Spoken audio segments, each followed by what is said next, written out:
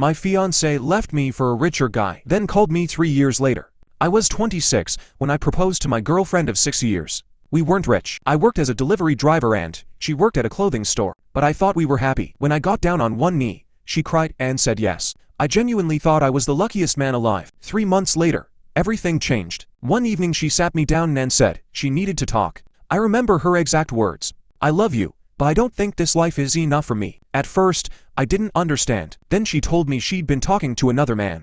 A businessman, older, successful. The kind of guy who drove luxury cars and traveled every month. She said she wanted more out of life, and apparently, I wasn't enough. 6 years together, gone in a 10-minute conversation. The wedding was cancelled. Friends took sides. Her family blamed me, and for months I barely functioned. I lost weight, stopped going out, stopped answering calls.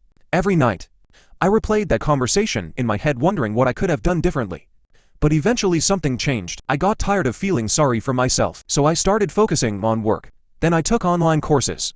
I learned sales, then marketing, then business management. I worked during the day and studied at night. For 2 years straight. No vacations, no dating, no excuses, just work. Eventually I saved enough money to start a small logistics company. At first it was just me and one borrowed van, but slowly it grew. One client became 5, 5 became 20. Before I knew it, I had employees working for me. For the first time in my life, things were actually going well. Then one random Tuesday afternoon, my phone rang. I didn't recognize the number. When I answered, I immediately recognized the voice. It was her.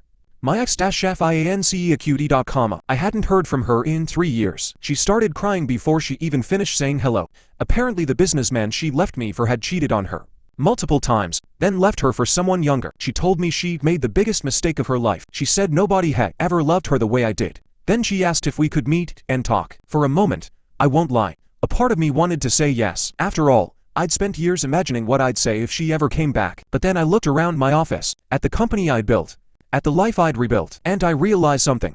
The woman who left me wasn't in love with me. She was in love with what she thought someone else could give her. So I politely told her I wished her the best, but that chapter of my life was over. Then I hung up. The funny thing is, the greatest thing she ever did for me wasn't loving me. It was leaving me, because losing her forced me to become someone stronger than I ever thought possible. And that's a lesson I'll carry for the rest of my life.